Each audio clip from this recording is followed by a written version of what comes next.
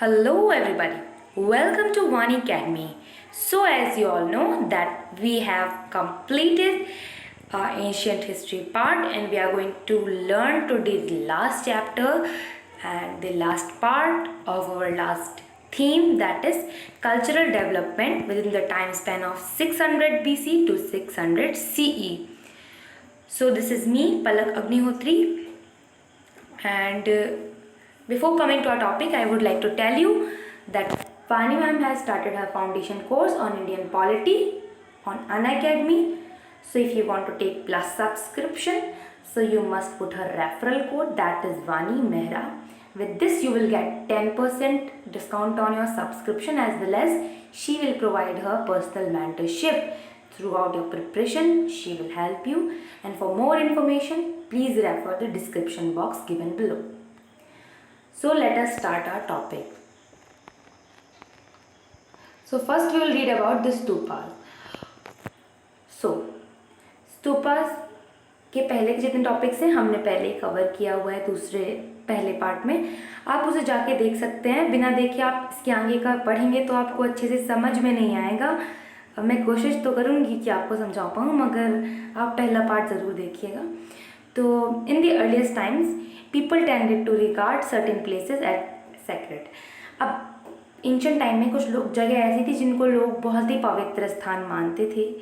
तो वो साइट्स क्या होती थी, या तो कोई यूनिक रॉक होता था, या तो कोई यूनिक ट्री होता था, स्पेशल ट्री होता था जिसको लोग बहुत ही सैक्रेड यानी पवित्र मानते थे, या तो एक कोई नेचुरल ब्यूटी की कोई प्लेस होती थी जिसको लोग अडोर करते थे। तो इसी के साथ साथ these sites with small shrines attached to them was sometimes described as चैत्य। अब इन्हीं प्लेसेस में कभी कभी स्मॉल श्राइन्स जो बनी रहती थी तो उन्हें कभी कभी क्या डिस्क्राइब करते थे लोग, चैत्य। इस वर्ड का मतलब क्या होता है, इसका वर्ड जो वर्ड है ये रूट वर्ड से आया है चिता, जिसका मतलब होता है अ फ्यूनरल पायर। जो हम कहते हैं ना चिता, जब मर जाते हैं, कोई ख़त्म हो जाता है उसके बाद फ्यूनरल पायर को कहते हैं। And by extension a funerary mound, एक माउंड टाइप का ऐसे इस शेप का जो बन जाता है उसके लिए कहा गया। तो बुद्धिस्ट लिटरेचर में बहुत सारे चैत्य पाए गए जो बुद्ध की लाइफ से जुड़े हुए हैं। बुद्ध की लाइफ से जुड़े हुए यानी कि कई जगह ये सब पाए गए, जैसे कि लुम्बिनी जो उनकी बर्थ प्लेस से जुड़ा है, बोध गया जो उस जगह से जुड़ा है जहाँ पे उन्होंने एनलाइटमेंट पाई, सारनाथ जहाँ पे वो पहली बार उन्होंने प्रीच किया, और कुशीनगर जहाँ बुद्ध की डेथ हुई। तो ऐसी जगह से ये कुछ चैत्य जो हैं एसोसिएटेड हैं, ठीक है। और इनको क्या बोला जाता है, सैक्रेड प्लेसेस बोला जाता है, इनको बहुत ही सैक्रेड माना जाता है। अब after 200 years of Buddha, Ashoka erected a pillar at Lumbini to mark the fact that he had visited the place. Ashoka ने उनकी डेथ के बाद लुम्बिनी में एक पिलर बनवाया जो ये सबूत दे रहा था कि अशोक कभी ना कभी वो जगह विजिट किए हुए हैं। अब बात आती है कि स्तूप क्यों बनते हैं स्तूप। आप भी क्वेश्चन पूछिए, हम भी पूछते हैं, ठीक है। चलिए उसके आंसर पे चलते हैं। Because relics of the Buddha such as his bodily remains or object used by them were buried there।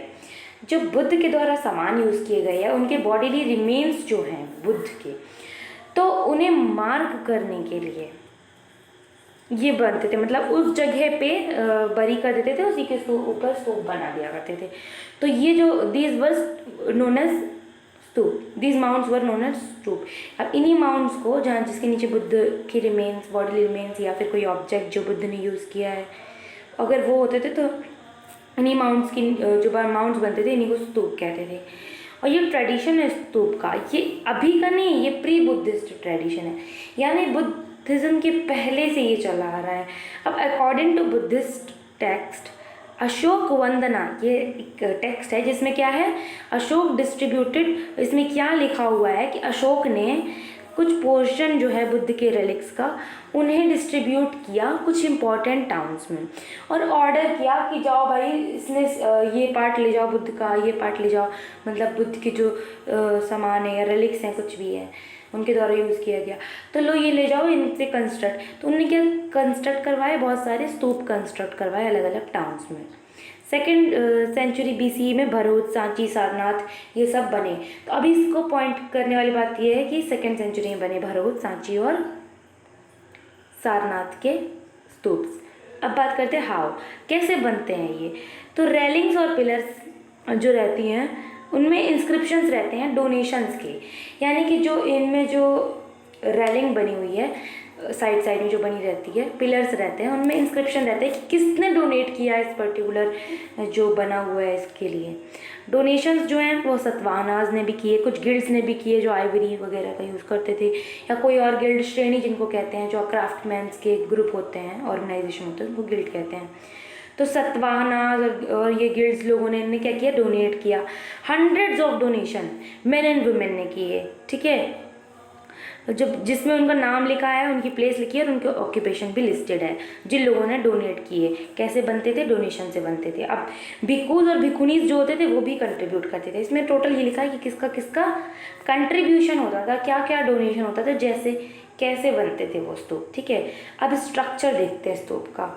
देखिए मैं एनसीईआरटी के वही पेजेस लगाई हूँ जिसमें कि मुझे लग रहा था कि बहुत ही ज़्यादा वास्ट है, या कुछ जानकारी ऐसी है जो इंटरलिंक्ड नहीं है, और जो चीज़ें इंटरलिंक्ड थी और बहुत ही क्या कहते हैं इम्पॉर्टेंट चीज़ें थी जिनमें, तो मैंने उनमें से जो अननेसेसरी पार्ट था उसको छांट के मैंने खुद से हैंड रिटन नोट्स बनाए हैं। आप इसको देख लीजिएगा, इसका स्क्रीनशॉट ले लीजिए आप चाहते हैं तो, और बहुत ही ध्यान से पढ़िए।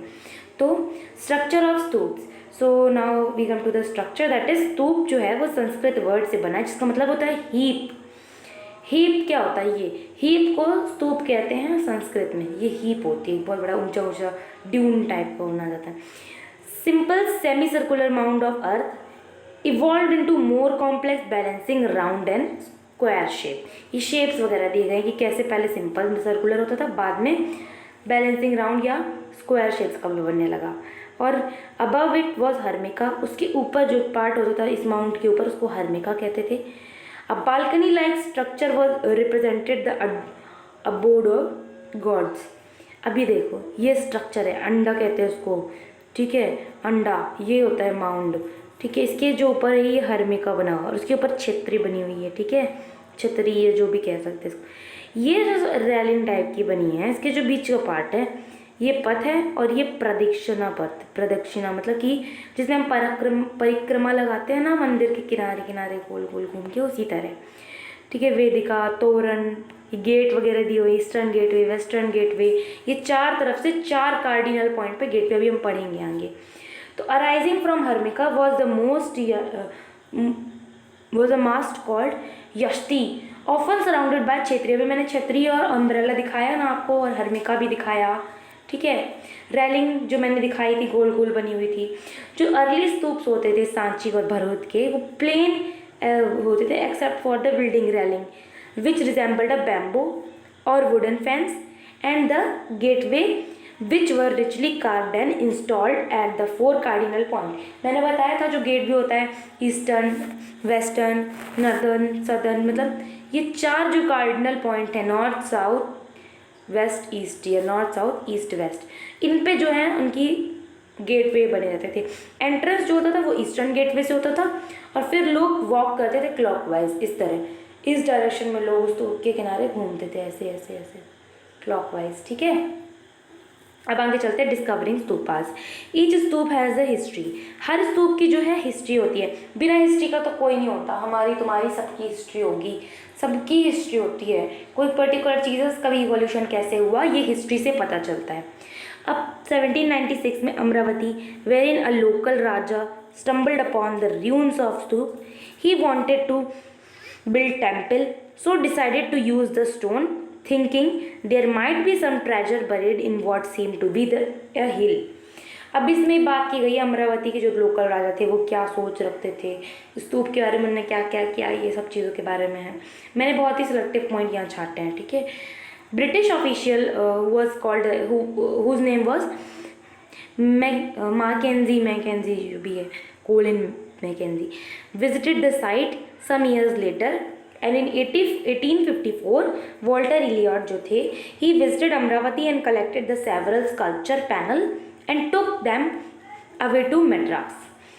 He also discovered the remains of the western gateway and concluded that structure।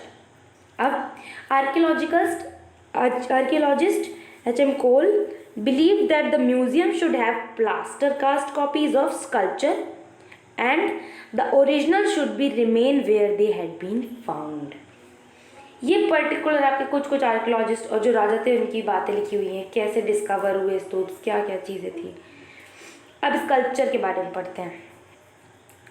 Sculpture remove from stupa and जो थे उनको रिमूव किया गया स्तूपास से और ट्रांसपोर्ट कहाँ किया गया, यूरोप में। अब स्टोरीज इन स्टोन्स, ठीक है। आर्ट हिस्टोरियंस जो थे वो केयरफुली स्टडी करते थे सांची के स्कल्पचर्स को और उन्हें आइडेंटिफाई करते थे कि वो सीन है कहाँ से, वेसांत्र जताक से। वेसांतर जो जताका है वहाँ का जो सीन है वो दिया गया हुआ है स्टोन में पर्टिकुलर। जो आर्ट हिस्टोरियंस थे वो केयरफुली स्टडी करते थे सांची स्कल्पचर को, उन्होंने किया स्टडी और फिर उन्होंने ये ढूंढ निकाला कि जो सीन्स थे यहाँ पे वो कहाँ से थे, वेसांतरा जताका से थे। हिस्टोरियंस ट्राई करते थे, समझने की कोशिश करते थे कि the meaning of sculpture by comparing it with the textual existence. Sculpture में जो दिया है उसका मीनिंग, उसका मतलब फाउंड करने के लिए वो लोग कंपेयर करते थे टेक्सचुअल एग्जिस्टेंस, मतलब जो टेक्स्ट में एग्जिस्ट करता है क्या उससे मैच करता है, क्या नहीं करता है, उस हिसाब से क्या इंटरप्रेट करें। तो symbols of worship, according to hagiographies the Buddha attained enlightenment while meditating under a tree. Bodh Gaya में ट्री के नीचे बैठ के उन्होंने एनलाइटमेंट पाई। अब अर्ली जो स्कल्पचर्स हैं वो didn't show Buddha in a human form, वो बुद्ध को एक ह्यूमन फॉर्म में नहीं दिखाते। हिज प्रेजेंस थ्रू सिम्बल्स, उनके प्रेजेंस को कैसे दिखाते हैं, सिम्बल्स के थ्रू दिखाते हैं। एम्प्टी सीट दिखाते हैं जो ये इंडिकेट करती है, खाली जो सीट है वो ये इंडिकेट करती है कि मेडिटेशन कि वहाँ पे जो बुद्ध हैं वो मेडिटेट कर रहे हैं। स्तूप जो है वो क्या रिप्रेजेंट करते हैं, महापरिनिर्वाण। स्तूप क्या रिप्रेजेंट करते हैं, स्तूप किसका सिंबल है, महापरिनिर्वाण का। और व्हील किसका स्ट्रक्चर है, फर्स्ट सरमन जो सारनाथ पीढ़ी थी उसका व्हील। ये सिंबल्स दिए थे पीछे। अब पॉपुलर ट्रेडिशंस के बारे में हम पढ़ेंगे। तो other sculptures at Sanchi were perhaps not directly inspired by Buddhist ideas. It includes the beautiful women swinging from the edge of the gateway, holding on to a tree. ये सब sculptures के बारे में दिए हुए हैं, traditions के बारे में दिए हुए हैं, क्या क्या चीज़ें थी। After examining some literary traditions, the scholars understood it to be a representation of what is described as a शालभंजिका। ठीक है, शालभंजिका जो थी वो एक women whose touch caused trees to flower and bear fruits। शालभंजिका के बारे में दिया हुआ है, तो वो ऐसी वुमेन थी जिसके टच करने से जो ट्रीज हैं उनमें फ्लावर्स और फ्रूट हो जाते थे। अब इसका मोटिव क्या है शालभंजिका का, it suggest that many people who turned to Buddhism enriched it with their own pre-Buddhist and even non-Buddhist belief ideas etc. The finest description of animals are found there, है ना। and जातक क्या contain करते थे, several animal stories that are depicted in at Sanchi. मैंने बताया था कि वेसांत्र से क्या दिया था उन लोगों ने, जो कुछ चीज़ें थी वो लोग क्या डिपिक्ट करते थे स्टोरीज़ के बारे में, कि जो एनिमल और सेवरल चीज़ें का जो स्टोरीज़ है या कुछ भी है जो सांची में डिपिक्ट किया है या किसी पर्टिकुलर स्तूप में डिपिक्ट किया है वो ज़्यादातर जातक कथाओं से या जातक टेल से आता था। अब animals were often used as a symbol of human attributes को दिखाने के लिए एनिमल का सिंबल यूज होता था। ये विमेन जिसकी हम बात कर रहे थे शालभंजिका, वो गेटवे पे लटकी हुई वुमेन जो है वो ये है, ये कुछ देख सकते हैं आप। Another motive is that of women surrounded, एक और मोटिव दिखा हमें, एक और साइन जिसमें वुमेन जो है वो लोटस और एलिफेंट के द्वारा सराउंडेड है। ठीक है, जो दिख रहा है ऐसा कि जो एलिफेंट है वो उसके ऊपर वाटर स्प्रिंकल कर रहे हैं, वाटर नहला रहे हैं। ठीक है, on her it's performing as a performing an abhishek, जैसा कि वो जो एलिफेंट है उस वुमेन को सराउंड किए हैं और ऐसा लगता है जैसे उसके ऊपर पानी फेंक रहे हैं, यानी कि उस वुमेन का अभिषेक कर रहे हैं। तो कुछ हिस्टोरियंस ने इस फिगर को क्या बोला है कि ये माया है, जो बुद्ध की मदर है वो ये माया की इमेज है। और कुछ लोग उनको ये बोलते हैं कि पॉपुलर गॉडेस हैं गजलक्ष्मी, ठीक है। Literally the goddess of good Fortune who is associated with elephant. ये देखिए, ये दिख रही हैं गजलक्ष्मी या माया, जिनको कहा गया है बुद्ध की मदर, या तो माया हो सकती हैं या तो गजलक्ष्मी नाम की देवी हो सकती हैं। ये एलिफेंट उनके ऊपर वाटर स्प्रिंकल कर रहे हैं, लोटस भी दिख रहा है इधर साइड, है ना। अब डिवोटीज जो थे who saw the sculpture identified the figure with both Maya and Gajalakshmi. मैंने बताया था ना, जो डिवोटीज होते थे वो लोग ये स्कल्पचर को क्या आइडेंटिफाई करते थे, या तो ये माया है या तो गजलक्ष्मी, या तो फिर दोनों ही हैं, या तो माया एंड गजलक्ष्मी दोनों हैं। Consider to the serpent which is found on the several pillar. कई पिलर में ऐसा ऐसा ऐसा ऐसा ऐसा सांप टाइप का दिखा हुआ है। Interestingly one of the earliest modern art historians James Fergusson considered Sanchi to be the centre of tree and serpent worship. अब इन्होंने सांची को, जो ये हिस्टोरियन है जेम्स फर्गुसन, इन्होंने ये कंसिडर किया कि सांची है वो सेंटर था किसका, ट्री एंड सर्पेंट वर्शिप का, पेड़ की और सांप की जो पूजा करने का। He was not familiar with Buddhist literature, Buddhist literature से वो फैमिलियर नहीं थे। Most of which had not yet been translated and arrived at this conclusion by studying only the image of their own. अब हम बात करते हैं new religious tradition की। अब साथ साथ में क्या नया रिलीजियस ट्रेडिशन आया, तो by the first century CE there is evidence of changes in Buddhist ideas and practices. Early Buddhist teachings, अब देखो बुद्धिस्ट प्रैक्टिसेस में और आइडियाज में जो चेंजेस आने लगे, ठीक है। अब क्या होने लगा, अर्ली जो बुद्धिस्ट टीचिंग थी वो had given great importance to self effort in achieving nirvana. खुद के एफर्ट को सबसे ज़्यादा इंपॉर्टेंस दी अर्ली बुद्धिस्ट टीचिंग जो थी उन्होंने, कि जो पहले के बुद्धिस्ट टीचिंग थी उन्होंने ये बताया कि सेल्फ एफर्ट ही बहुत ज़्यादा ज़रूरी होता है निर्वाण को प्राप्त करने के लिए, यानी मुक्ति को प्राप्त करने के लिए। इसके अलावा जो बुद्ध थे उन्हें रिगार्ड किया जाता था ह्यूमन बीइंग, जिन्होंने एनलाइटमेंट पाई और निर्वाण पाया, ठीक है, थ्रू हिज ओन एफर्ट। जो अपने खुद के एफर्ट से पाए वो इंसान थे बुद्ध, पहले ये माना जाता था। लेकिन बाद में ये आइडिया चेंज हो गया, बुद्ध को as a normal person, human being नहीं देखा जाने लगा, फिर उनको सेवियर माना जाने लगा कि वो संरक्षक हैं, सेवियर हैं, बचाने वाले हैं। He is believe that he was one who could ensure salvation. ये बिलीव होने लगा कि हम कुछ नहीं कर सकते, अब तो बुद्ध ही हैं जो हमको सेल्वेशन दिलवा सकते हैं, ठीक है। इसी के साथ साथ नए कॉन्सेप्ट आए बोधिसत्ता के ऑल्सो डेवलप हुई। बोधिसत्ता जो थी were perceived as deeply compassionate being, जो कंपैशनेट बीइंग उनको माना जाने लगा, जिन्होंने एक्यूमुलेट किया मेरिट्स को अपने खुद के एफर्ट से, but use this not to attain nirvana and thereby abandon the world, but to help others. The worship of image of the Buddha and Bodhisattvas became an important part of the tradition. ये जो चीज़ दी है ये Mahayana Buddhism के बारे में दी है कि क्या क्या चेंजेस आए, बुद्ध को सेवियर मानने लगे और ये मानने लगे कि सेल्वेशन जो है वो इंश्योर कर सकते हैं बुद्ध खुद ही हम लोगों का। साथ ही साथ बोधिसत्तास की भी पूजा होने लगी और इमेज वर्शिप होने लगी बुद्ध की और बोधिसत्ता की इंपॉर्टेंट मानी जाने लगी ट्रेडिशन में। तो यहाँ पर डेवलपमेंट ऑफ महायान बुद्धिज़्म, हमें ये पढ़ना होगा इसमें कि पर्टिकुलर डिफरेंस क्या होता है महायान और हीनयान में। ये आप बिल्कुल ध्यान से पढ़ लीजिएगा, ये आते हैं क्वेश्चंस। अब this new way of thinking was called Mahayana literally the great vehicle. इसका महायान का मतलब है the great vehicle. Those who had adopt these beliefs described the older tradition as Hinayana और the lesser vehicle, ठीक है। हीनयान को ये लोग lesser vehicle भी बोलते थे और महायान को great vehicle। तो supporters of Mahayana regarded other Buddhists as follower of Hinayana, however follower of the other tradition described themselves as Theravadins, that is those who followed the path of old respect teachers and theras। अब बात करते हैं the growth of Puranic Buddhism. Hinduism कैसे बढ़ी। अब the notion of saviour was not unique. अब Buddhism में जैसा यूनिक जो एक कॉन्सेप्ट आ गया है सेवियर का, बचाने वाले का, वो कोई नया नोशन, नया आइडिया या नया प्रिंसिपल नहीं था, बल्कि हमें ऐसे सेवरल आइडियाज़ जो थे different similar ideas have been developed in the different ways. अलग अलग तरीके में ये अलग अलग ट्रेडिशन में डेवलप होने लगे थे सेवियर के आइडियाज़।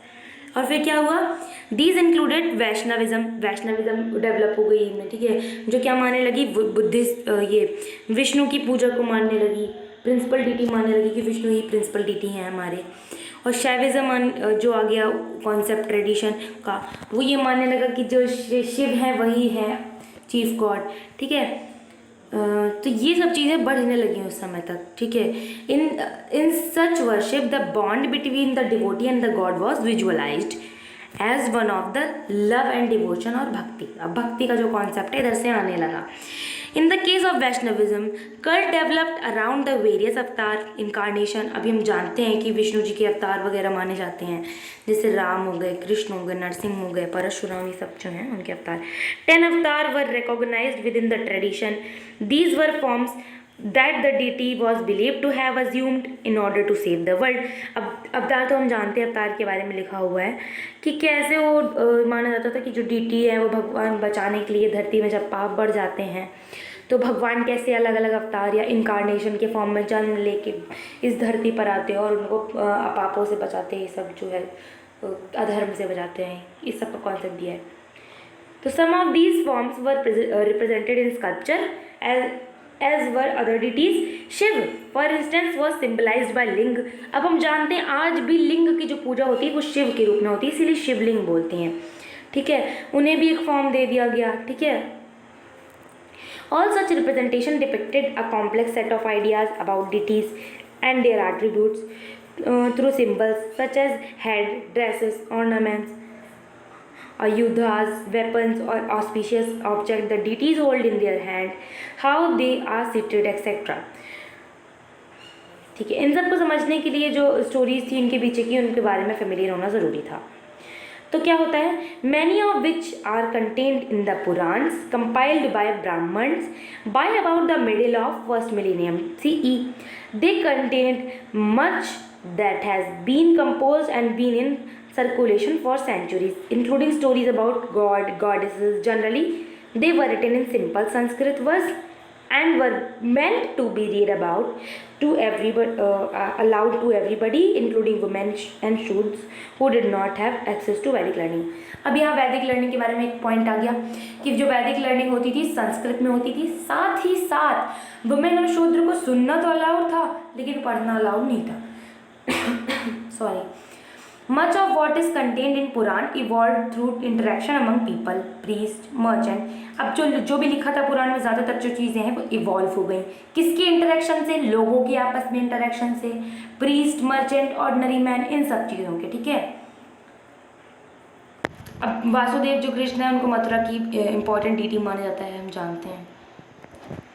अब बिल्डिंग टेम्पल्स के बारे में, around the time that the stupas at the site such as Sanchi were acquiring their present form, the first temple to house image of god and goddesses were also built।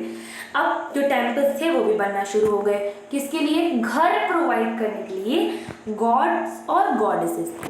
तो जो early temples थे वो small square shape के हुआ करते थे, उन्हें कहा जाता था गर्भगृह।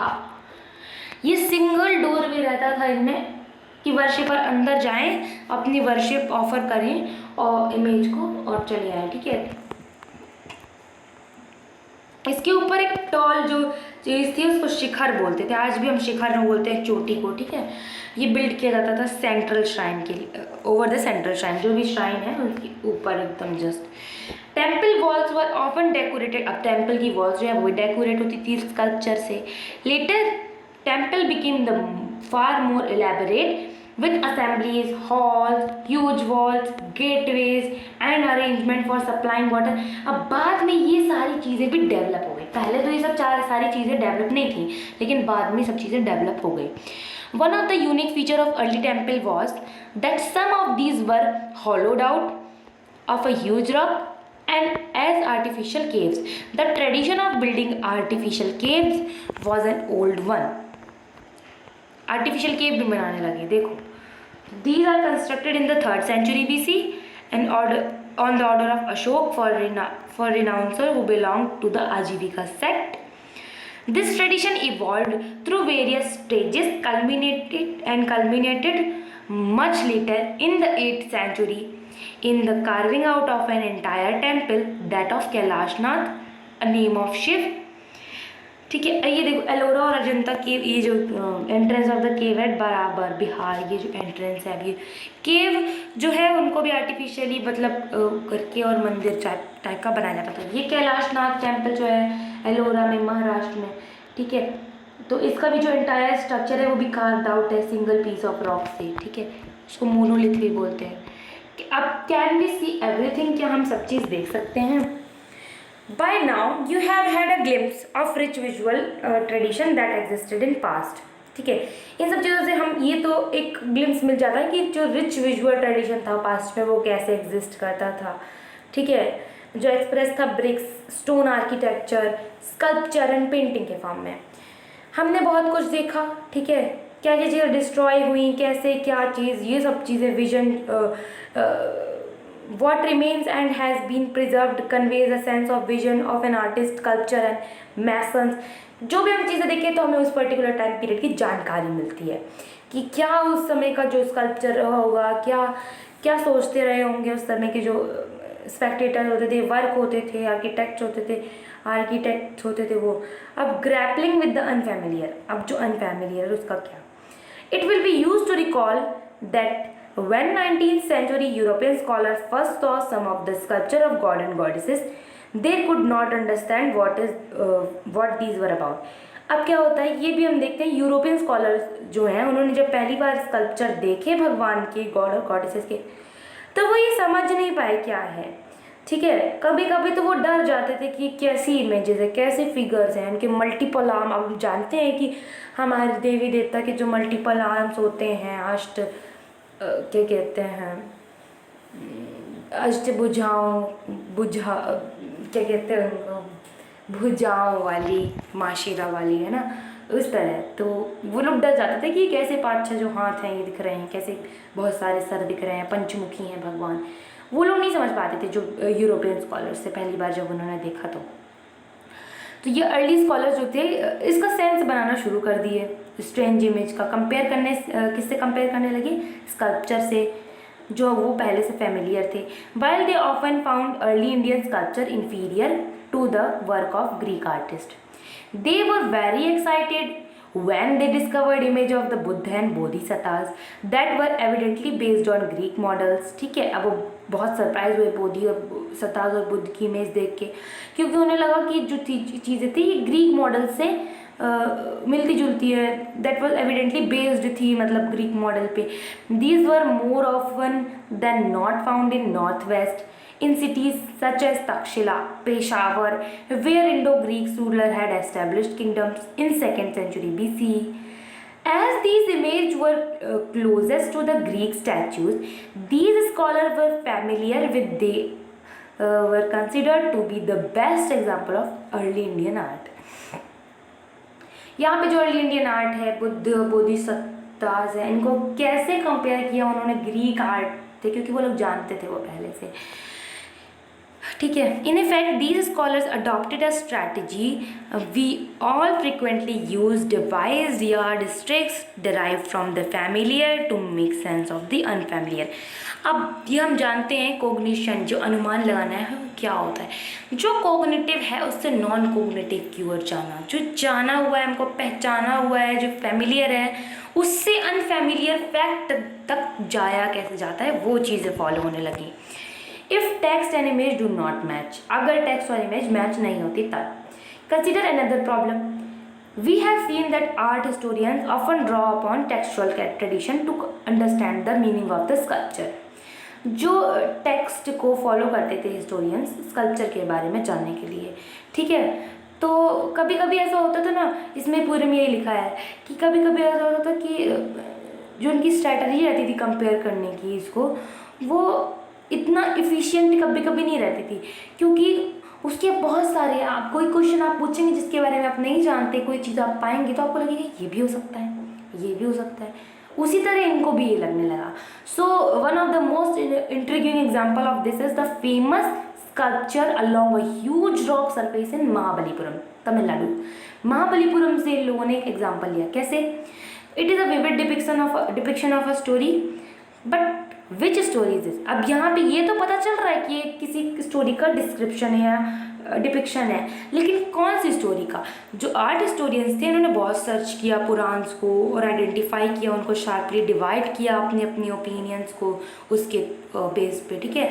तो कुछ को ये लगता था कि ये जो डिपिक्ट हुई है ये रिवर गंगा, ये किसके बारे में? Depict the descent of the river Ganga from heaven and the natural, जो बीच से बना हुआ था उसमें वो नेचुरल क्लेफ्ट है through the centre of the rock surface might represent the river, जो बीच में जो क्लेफ्ट है उसको रिवर को रिप्रेजेंट करता है। और ये दिखाता है पूरी स्टोरी कि जो गंगा रिवर है वो स्वर्ग से कैसे आई। The story itself is narrated in the Purans and the epics। और कुछ और जो दूसरे थे हिस्टोरियंस, उनको ये लगता था कि ये जो स्टोरी है ये प्रेजेंट करती है महाभारत की स्टोरी, अर्जुन की, doing penance on the river bank in order to acquire arms pointing to the central figure of an ascetic. अब ये देखिए दिख रही है स्कल्पचर ऑफ महाबलीपुरम। कुछ को लगता था ये गंगा नदी के स्वर्ग से आने का जो स्टोरी है ये डिपिक्ट कर रहा है, कुछ को लगता था कि अर्जुन का ये जो तपस्या की थी रिवर के बगल में बैठ के आर्म्स वगैरह के लिए उसको डिपिक्ट कर रहा है। तो इसी के साथ हम अपना ये सेशन एंड करते हैं। अब हमको ये लगेगा कि आर्ट एंड कल्चर अलग पढ़ते हैं हिस्ट्री, तो ये गलत बात है, हमको सब चीज़ को लिंक करके पढ़ना चाहिए। अब हमने ये देखा कि हमने हिस्ट्री के थ्रू कैसे आर्ट एंड कल्चर कवर किया। हमने शाफ्ट के बारे में, हमने स्तूप का जो पूरा फॉर्मेशन है उसके बारे में पढ़ा, है ना, स्ट्रक्चर है उसके बारे में पढ़ा। हमने क्या क्या पढ़ा? हमने बहुत सारी चीज़ें पढ़ी। हमने वो भी पढ़ा जो नेशनल एम्बलम है अपना, उसका पूरा जो स्ट्रक्चर है, जो अशोकन कैपिटल है, लायन कैपिटल उनका। तो ऐसे हम टॉपिक अगर लिख करते आएंगे, स्कल्पचर्स के बारे में हमने पढ़ा, बोधिसत्ताज और ये जो विमेन थी, है ना, जो चीज़ें हमने अभी देखी स्कल्पचर्स में, तो यही चीज़ें तो आर्ट एंड कल्चर हैं और क्या हैं।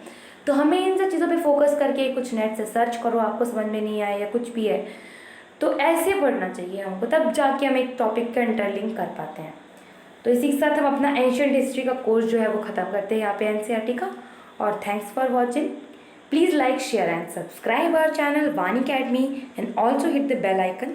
We are here to empower, involve and encourage you, and thank you so much.